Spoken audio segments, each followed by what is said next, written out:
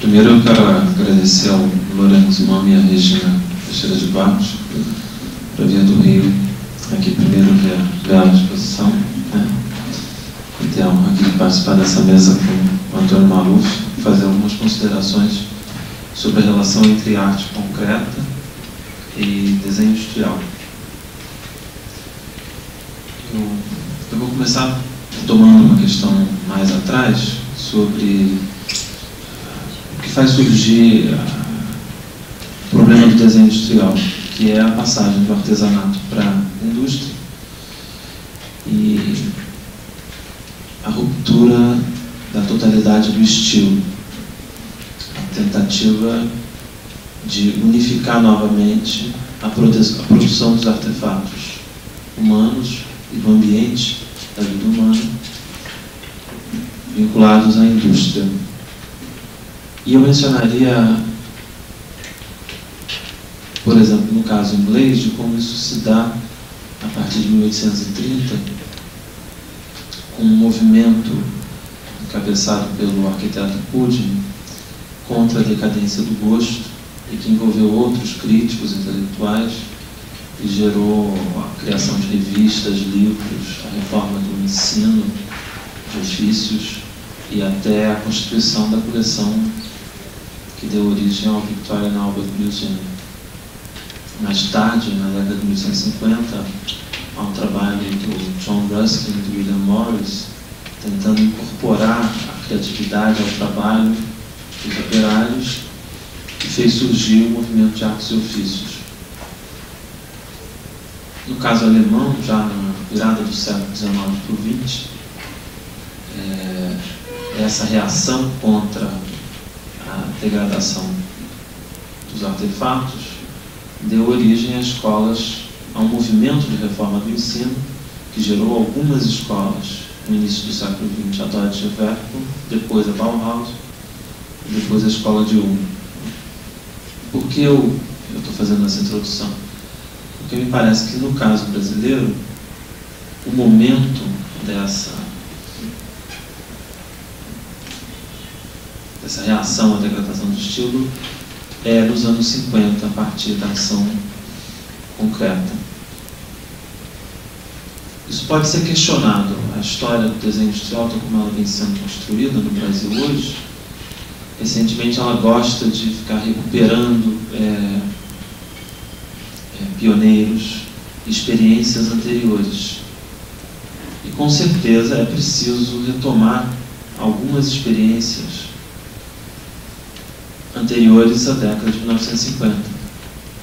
E a gente poderia ir muito para trás e observar essa crise já no momento quando, com a instalação do regime do Reino Unido, são proibidas as corporações de ofício e, portanto, exterminado o sistema de organização do trabalho artístico sem que haja um substituto, sem que se implemente efetivamente a indústria.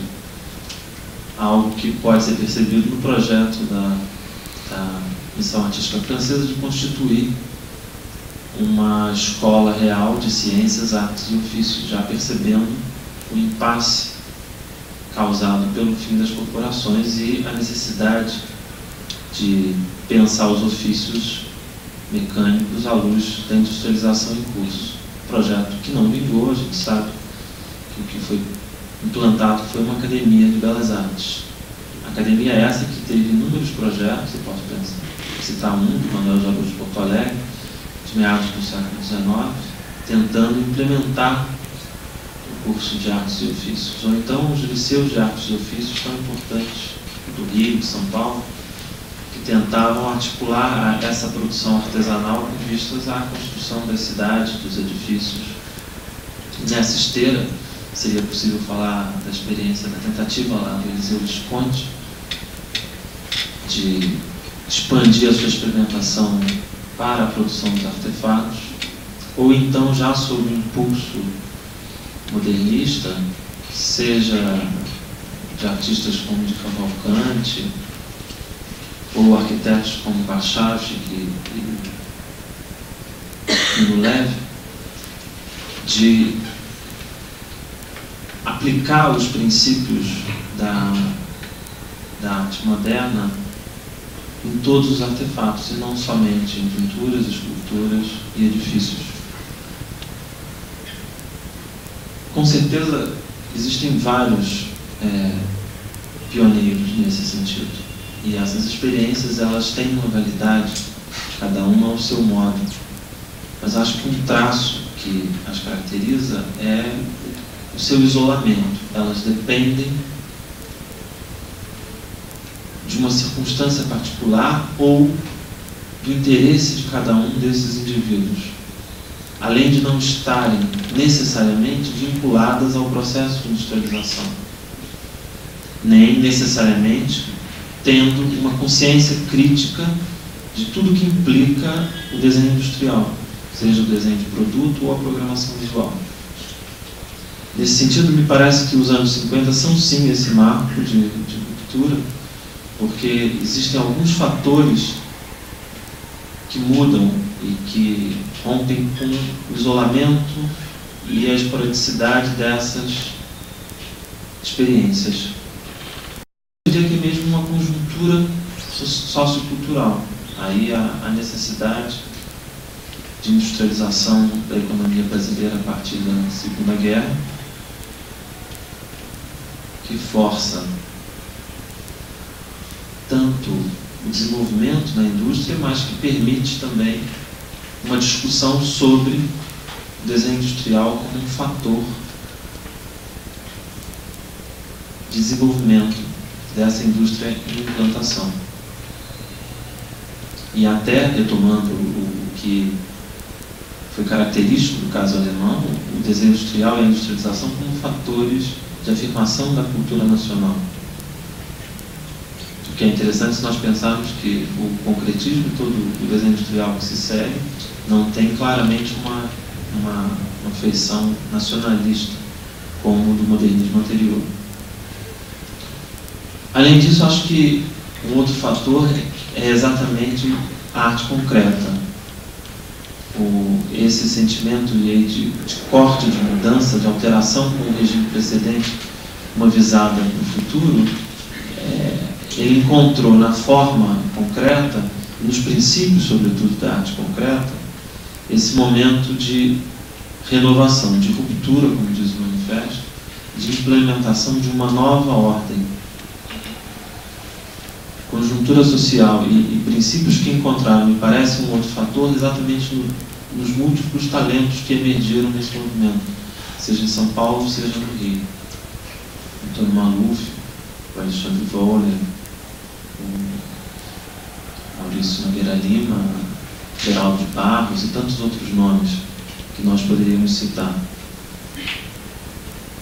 Além disso, acho que existem algumas características desse processo que marcam a diferença, efetivamente, e não são só fatores. A primeira é a questão do ensino. As experiências precedentes, elas sempre esbarravam na implementação de um novo modo de formação dos criadores desses objetos, dos espaços, dos edifícios. E é assim que, durante os anos 50, são gestadas algumas experiências de renovação do ensino artístico e de criação de um ensino específico para o desenho industrial. A primeira, muito importante, é exatamente a experiência mencionada pelo Antônio Maluf, que é a criação do curso de desenho industrial no Instituto de Arte Contemporânea do MASP, que vai ser responsável, apesar de ter tido uma vida breve, vai ser responsável pela criação dos primeiros artistas concretos que vão efetivamente atuar no campo do desenho industrial. Desse curso, como já citado, saiu o Voller, o Maurício Nogueira Lima, o Maluf e outros. No Rio, no Museu de Arte Moderna, é gestada ao longo de toda a década a ideia da Escola Técnica de Criação, mas que, apesar de algumas experiências, não chegou a vingar. É só no início da década de 60 que a gente vai encontrar uma sequência de desenho industrial no curso de arquitetura da USP, e aí é a primeira experiência de desenho industrial como curso superior, de ensino, e depois a criação de uma escola específica no Rio, uma escola superior de desenho industrial, criada já com alguns expoentes que participaram da escola superior da forma de URM. Além disso, é possível pensar várias experiências bastante felizes de realizações, e aí não seria só o âmbito do ensino, mas também o âmbito da produção, o que a gente poderia dizer um mercado efetivo. E pode ser destacado o Forma Informa, o primeiro escritório de desenho industrial, Alexandre Voller, do Rubens Martins, a Unilabor do Geraldo de Barros, que também participou do Forma Informa, Unilabor que tentaria de algum modo retomar a ideia quase não de uma empresa, mas de uma corporação na qual todos participam, criativa e da distribuição dos lucros provenientes da venda desses produtos. A atuação individual de vários desses criadores, o Maluf aqui presente, a Lígia Papo, que fez as embalagens dos biscoitos Piraquê, o Willis de Castro e o Hércules Barsotti, com o estudo de projetos gráficos. Se a gente pode dizer, olhando com a perspectiva de hoje, que isso era pouco, ou isso não era efetivamente uma inserção na produção industrial, já que, como ainda hoje acontece, muitas vezes os produtos já vêm previamente elaborados do exterior, ou então que naquele tempo fosse muito circunscrito, sobretudo à programação visual, essa atuação, ou então a produção de móveis, e aí a gente poderia pensar o trabalho do Joaquim Terreiro, do Zanini Caldas, da Unilabor, como eu citei, ou então do Branco e Preto. E aí, de certa maneira, essa permanência ou na programação visual ou na novelaria insistiria, continuaria mantendo os focos principais de atuação anteriores, ou seja, quando os modernistas atuavam, eram os arquitetos concebendo móveis, ou então os pintores projetando cartazes, livros. E aí, mas me parece que a questão da arte concreta aqui, ela é bastante importante, porque é ela que dá o sentido diferencial dessa nova produção com a produção anterior. E acho que a gente poderia trabalhar entre duas ideias. Uma ideia, a primeira seria de tentar transformar todos os objetos em objetos artísticos, que talvez fosse o sonho último da Bauhaus e dos artistas do primeiro modernismo. Enquanto que, de outra parte, em Hugo, a ideia seria transformar de tal modo os objetos de que a arte se tornasse, como eles mesmos disseram, uma questão elitista. Por fim, tudo seria arte, já que nada mais seria. Então, de um lado, retomando a ideia da arte total, de outro, transformando a arte num conhecimento técnico aplicável a todos os objetos. Nesse sentido, eu acho que essa produção concreta tem muito de seu valor, porque exatamente ela se situa entre esses polos.